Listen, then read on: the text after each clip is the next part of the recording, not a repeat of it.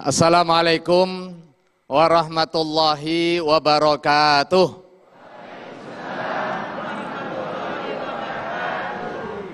Bismillahirrahmanirrahim. Alhamdulillahirabbil alamin. Wassalatu wassalamu ala asyrafil anbiya'i wal mursalin wa ala alihi wa ashabi ajma'in. Rabbi shrah li sadri wa yassir li amri wahlul 'uqdatam min lisani yafqahu qawli wa ba'du. Hadratul Mukarramin, jamaah Masjid Al-Ittihad dan juga pemirsa rahimakumullah. Alhamdulillah hingga hari ini kita masih diberikan kesehatan. Ada yang sudah 15 tahun hidup, ada yang sudah 51. Ada yang 16 tahun, ada yang 61. Ada yang 17 belakang, 71 yang mana? 71. Alhamdulillah kita masih diberikan kesempatan hingga usia hari ini. Cuma ada yang penting untuk kita muhasabah. Untuk apa kita hidup ini? Bu, untuk apa Bu? Untuk apa hidup ini? Udah 50 tahun kita hidup di dunia, di Tebet Mas, tinggal di sekitar sini. Kadang kita konflik sama tetangga, untuk apa? Kadang kita rebutan warisan, untuk apa? Kadang kita jungkir balik, kemudian mikirin anak, berantem, untuk apa? Bu, Pak, untuk apa Pak? Hidup kita untuk apa? Untuk ibadah. Itulah petunjuk Allah Subhanahu wa Ta'ala. Kita diberikan kesempatan untuk hidup semata untuk kepentingan ibadah. Wa ma khalaqtul jinna wal insa illa liya'budun. Allah Subhanahu wa Ta'ala tidak menciptakan jin dan manusia kecuali.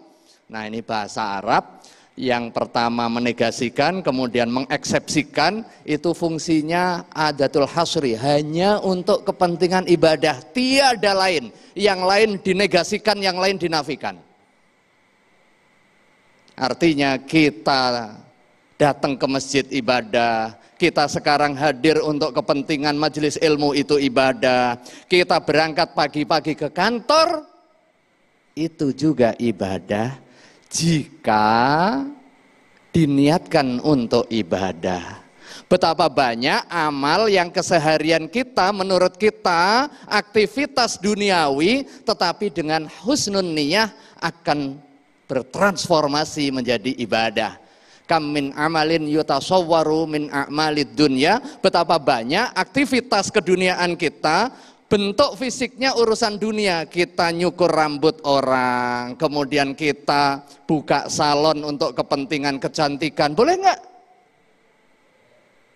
Kalau niatnya untuk kepentingan menipu, kalau niatnya untuk kepentingan operasi ganti kelamin, haram. Tetapi kalau niatnya adalah ibadah, niatnya sudah dapat, caranya dilakukan sesuai dengan tuntunan syar'i, tidak ada yang terlanggar di situ. Seluruh make upnya sudah make up halal. Kemudian prosesnya juga dilakukan secara yang baik. Maka fasara bihusnin niyah, dengan niat yang baik menjadi amal akhirat. Sebaliknya, wa kam min amalin yutasawwaru min a'malil akhirati, betapa banyak satu aktivitas yang kelihatannya ini datang ke majelis taklim, yang kelihatannya ini datang ke majelis ilmu, yang kelihatannya ini adalah puasa rajin, yang kelihatannya datang ke masjid sejak awal sebelum azan dikumandangkan, tetapi karena su'in niyah fasara min a'malid dunya, maka dia akan bertransformasi. Sekalipun simboliknya kelihatan amal akhirat, dia tidak berhenti pada terminal akhirat, tetapi cukup berhenti kepada terminal duniawi. Na'udzubillah.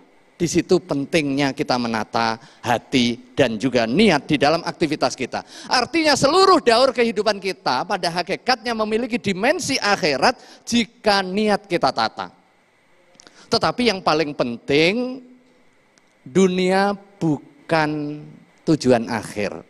Ayat yang tadi dibacakan oleh qari kita, wabtaghi fima atakallahu daral akhirata wala tansa nasibaka minad dunya. Kita dituntut untuk wabtaghi fima atakallahu, tuntut untuk mencari akhirat. Artinya ultimate goal kehidupan kita adalah akhirat. Tapi jangan lupa urusan dunianya. Ngejar akhirat, anak ditelantarkan itu dosa, Bu, Pak. Kemudian kita gantungkan, udah Allah yang menghidupkan, udah Allah yang memberi rezeki, dah. Betul, Allah sang maha pemberi rizki, tetapi kita diberikan kewajiban untuk melakukan ikhtiar sebagai wujud tanggung jawab kita sebagai kepala keluarga, sebagai orang tua yang punya kewajiban terhadap anak-anak kita untuk menyekolahkan yang baik, mendidik keagamaan yang baik, menikahkan, memberikan rizki yang halal. Itu adalah tugas tanggung jawab kita. Jangan sampai kemudian karena salah cara pandang kita, kemudian kita gantungkan kepada kekuasaan Allah, tetapi kita lupa untuk melakukan ikhtiar. Wala takunu kallan 'alan nas. Jangan sampai kamu menjadi beban orang lain. Karena dua indikator di dalam posisi dua kita, posisi kita sebagai Abdullah, indikatornya adalah sejauh mana kita paling takwa di hadapan Allah Subhanahu wa taala. Tetapi ingat, kita ini makhluk sosial juga, punya tanggung jawab sosial. Sebaik-baik kita adalah yang bisa mendatangkan manfaat antar sesama. Khairukum anfa'ukum linnas. Maka ketika kita ngejar akhirat, jangan lupa dunia. Bukan berarti nggak boleh kaya, bahkan diwajibkan untuk kaya. Kenapa diwajibkan untuk kaya? Untuk melaksanakan kewajiban. Kewajiban apa itu? Kewajiban bayar zakat. Bukan berarti kemudian kita ngejar dunia sehingga kita lupa bahwa ada tujuan akhirnya, ada terminal, ada halte berikutnya, yaitu akhirat. Nah, ini yang sering kali kita orang-orang yang terlalu ngejar dunia tertipu. Dikirain terminal akhirnya adalah dunia. Padahal itu adalah terminal antara, itu baru Kampung Melayu. Tujuannya mau ke Senen merasa Kampung Melayu sudah sampai. Belum. Jangan sampai kemudian tertipu. Dan banyak sekali ayat-ayat Al-Quran yang menerangkan bahwa seringkali orang-orang urusan dunia itu tertipu. Dan memang dunia ini seringkali menipu. Wa mal hayatud dunya illa mata'ul ghurur. Dan tidaklah urusan kehidupan dunia ini seringkali menipu kita, senda gurau kita, kemudian permata-permata yang menipu. Laisa bi khairikum, bukan orang yang terbaik di antara kalian, man taraka dunyahu li akhiratihi. Orang yang ninggalin urusan dunia, nggak mau kerja, kemudian nggak mau ngajar lagi, kemudian nggak mau menjalankan tugas kewajibannya. Saya pengen ibadah saja. Laisa bi khairikum man taraka dunyahu li akhirati. Bukan orang terbaik di antara kalian ninggalin urusan dunia hanya untuk kepentingan ngejar akhirat. Sebaliknya, wala li akhiratihi, wala akhiratahu li dunyahu.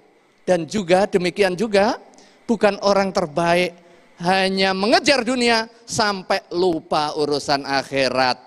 Malam dijadikan siang, siang dijadikan malam, kaki dijadikan kepala, kepala dijadikan kaki. Rezekinya juga sama-sama saja. Rezeki nggak akan tertukar. Kewajiban kita adalah ikhtiar.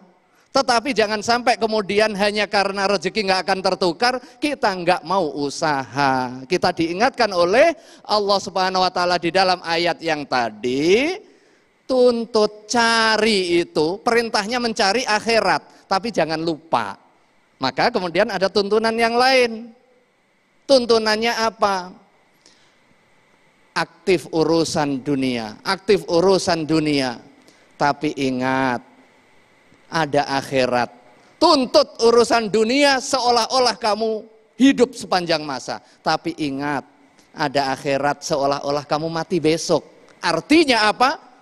Dari sisi duniawi, ada kewajiban untuk ikhtiar mencari, untuk kepentingan akhirat. Begitu sudah ada panggilan akhirat, berhenti dulu. Kalau udah ada panggilan azan, berhenti dulu. Kalau udah ada panggilan puasa, berhenti dulu. Karena bisa jadi ini adalah panggilan puasa terakhir, panggilan sholat terakhir.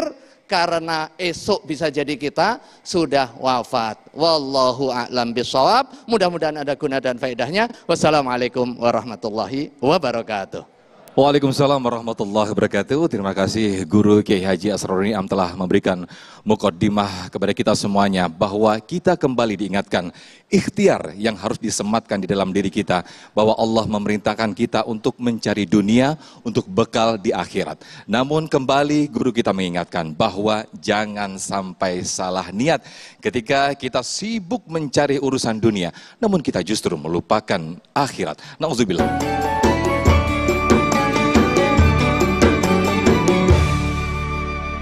Assalamualaikum Bapak, dengan siapa namanya Pak? Waalaikumsalam warahmatullahi wabarakatuh. Saya Fahrizal Zain. Baik Pak Fahrizal, silakan Pak pertanyaannya. Pertanyaan saya Ustadz, apakah penyebutan alam dunia akhirat itu hakiki atau mazazi? Karena tadi disebutkan bahwa mencari istri yang solehah itu adalah ukhrawi. Kemudian yang kedua, apa parameter kebaikan dari kedua alam tersebut? Terima kasih. Baik, mungkin bisa ditambahkan Kiai Haji Asrorun Niam berkaitan dengan pertanyaan dari Pak Fahrizal tadi. Silakan Kiai. Ya, terima kasih. Kita hidup di dunia menuju alam akhirat. Alam dunia ada hakiki. Alam akhirat ada sekalipun kita belum mengalami. Itu bagian dari keimanan kita kepada Allah Subhanahu wa ta'ala. Bagian dari rukun iman salah satunya adalah iman kepada hari akhir. Sekalipun kita belum mengalaminya. Jadi ada itu tidak mesti kita harus tahu. Jangan sampai kemudian pendekatannya adalah pendekatan logik semata, karena nggak tahu maka nggak ada. Padahal pengetahuan kita sangat terbatas. Sementara kematian juga pasti, tadi sudah dijelaskan oleh Habib dan juga Kiai Haris Hakam. Wal mautu haqqun, kematian itu ada. Tetapi kita kan belum mengalaminya. Bedanya kalau kematian kita dipersaksikan hampir tiap hari di depan mata kita. Tetapi kalau akhirat bisa jadi ibu mau merasakan duluan. Pengen tahu akhirat? Enggak. Tapi akan nyampe begitu. Nah, sekarang kebahagiaan yang tadi ditanyakan, kebahagiaan dunia dan juga akhirat, bisa jadi kebahagiaan itu hakiki, bisa semu. Tergantung bagaimana cara pandang kita. Dan Rasulullah memberikan pembimbingan agar kebahagiaan dunia ini pada hakikatnya adalah kebahagiaan yang mengantarkan kita kepada akhirat. Bukan kebahagiaan semu, bukan tertipu oleh sarab, oleh fata morgana. Kita ketipu. Jika laukanatil akhiratu hammahu, seandainya akhirat itu menjadi orientasi, visi, wijhah, cara pandang kita, sekalipun urusannya kita sedang nyangkul, kita sedang kerja di notariat, kita sedang kerja untuk kepentingan advokat dan lain sebagainya, tetapi kalau orientasinya dunia, maka Allah Subhanahu wa ta'ala jadikan ghina, kekayaan di dalam hati kita. Tetapi sebaliknya, kalau dunia ada di dalam hati kita, kekayaan itu semu sekalipun banyak. Enak mana, Bu? Banyak tapi semu, sedikit tapi merasa bahagia, atau banyak bahagia?